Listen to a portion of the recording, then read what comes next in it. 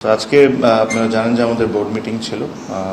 কিছু কিছু গুরুত্বপূর্ণ ডিসিশন আমরা নিয়েছি।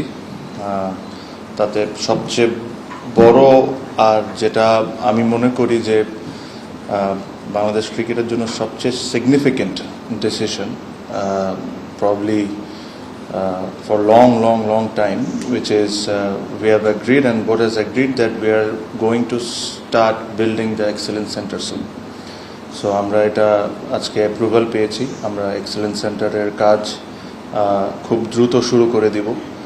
আর এটার যেহেতু আপনারা জানেন যে এখানে আমরা আসার আগে কয়েক বছর আগেই পপুলাস এটা ডিজাইন করেছিলেন।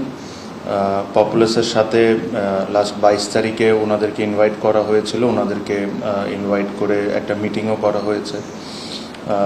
সো ওনাদের সাথে একটা আলোচনার মাধ্যমে ওনাদের যে ডিজাইনটা এখন এক্সেলেন্স সেন্টার প্লাস স্টেডিয়ামের আছে, ওই ডিজাইনের কিছু চেঞ্জেস, কারণ আমি এই কথাটা আরেকটা প্রেস কনফারেন্সেও বলেছিলাম যে প্রবলি যে এক্সেলেন্স সেন্টারের স্বপ্ন আমি দেখি বা আমাদের ক্রিকেট বোর্ডটা দেখে, প্রবলি ওই ডিজাইনটা ওটার সাথে ম্যাচ করে না। তো আমরা পপুলাসকে রিকোয়েস্ট করেছি যে এটাকে রিডিজাইন করতে। ওদের সাথে একটা $9 লাখ পেমেন্ট পেন্ডিং আছে, ওই পেমেন্ট নিয়েও একটা আলোচনা হয়েছে। সো আশা করি ডিজাইন পাওয়ার পর আমরা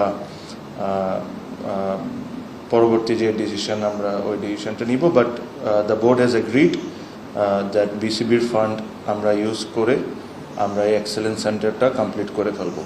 স্টেডিয়ামের যে বিষয়টা আসছে, স্টেডিয়ামের বিষয়ের জন্য প্রবলি আমাদের এটা গভর্নমেন্টের ফান্ডিং লাগবে। আর যেহেতু আপনারা জানেন যে 2031 সালে বাংলাদেশে মেন্স ক্রিকেট ওয়ার্ল্ড কাপ আছে 50 over, which is the third biggest sporting event in the world. So Bangladesh এটা হোস্ট করবে। সো এটা বাংলাদেশের জন্য ম্যাসিভ একটা প্রাউডের ব্যাপার। And I am sure the government will also consider the fact যে আমরা যখন এই ওয়ার্ল্ড কাপের জন্য বিড করা হয়েছিল, and Purbachal was part of that bidding process. So এটা আমরা গভর্নমেন্টের সাথে আলোচনা শুরু করেছি। আমরা ফর্মালি আরও যে স্টেপগুলো নেওয়ার দরকার ওনাদের সাথে কথা বলে এই স্টেডিয়ামকে আমরা কত তাড়াতাড়ি ফান্ডিংটা সিকিউর করে আমরা আগাইতে পারি, এটা নিয়ে আমরা আলোচনা করব। বাট যেটা আমরা বললাম যে বিগত অনেক সময় এইসব প্রসেসের কারণেই কোনো সিগনিফিকেন্ট ডিসিশন আমরা নিতে পারতাম না বা আগাইতে পারতাম না। আমাদের এই বোর্ডের যতদিনের মাস 2 মাস 3 মাস যাই বলেন, এতটুকু আপনি বুঝছেন যে আমরা খুব দ্রুত ডিসিশন নিয়ে আর খুব দ্রুত ফ্যাসিলিটিসের দিক থেকে আমরা আগাচ্ছি। সো এই cricket excellence centre or centre of excellence যাই বলেন না কেন, এটা যদি আমরা আমাদের প্ল্যান হিসাবে পুরোপুরিভাবে করে দিতে পারি, which I think should be completed in next 3 years, 2.5 years to 3 years, এই পুরো জিনিসটা including BCB office and everything. ওখানে সব ধরনের ফ্যাসিলিটিসই থাকবে, একটা ইন্টারন্যাশনাল স্ট্যান্ডার্ডে যা থাকার দরকার সব কিছুই থাকবে। এটা ব্যক্তিগতভাবে আমি নিজেই ডিজাইনিংয়ের সাথে বলেন বা ফ্যাসিলিটিস কী থাকবে, এটা আমি নিজেই ব্যক্তিগতভাবে involved, because I want to give the absolutely best to Bangladesh and Bangladesh cricket.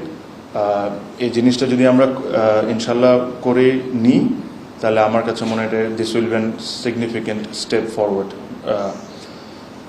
আমি আবারও বলি, আমি যখন এই দায়িত্ব নিই, আনফর্চুনেটলি আমাদের বোর্ডকে অনেক সময় জাজ করা হয় খেলা জিতা হারা এসব নিয়ে। অবশ্যই ক্রিকেট বোর্ডের একটা পার্টের এই দায়িত্ব, কিন্তু যদি আমি বা আমার বোর্ড একটা সিরিজ জিতাতে বা একটা সিরিজ হারাতেই যদি কনসেন্ট্রেট করতে থাকি, ঠিক লাস্ট যত বছরে যে ফ্যাসিলিটিসগুলো হয়ে যাওয়ার কথা ছিল ওটা হয়নি, because probably the thinking was towards winning and losing more. আমার জন্য দি মোস্ট ইম্পর্টেন্ট জিনিস হলো, আর আমার বোর্ডের জন্য দ্য মোস্ট ইম্পর্টেন্ট জিনিস হলো to build the facilities for the upcoming cricketers, so that আমাদের ক্রিকেটারের যে সংখ্যাটা আমরা দেখতে পারি মাঝে মাঝে, ওই জিনিসটা যেরকম কোনো সময় না থামুক। আর আমি মনে প্রাণে বিশ্বাস করি এই excellence centre will be a huge part and huge step going forward with Bangladesh cricket. So এটা was one of the major decision and এটা আপনি বলতে পারেন আমার ব্যক্তিগতভাবে এটা আমার একটা স্বপ্নের বিষয় ছিল। I always wanted to do this because I know the need of this.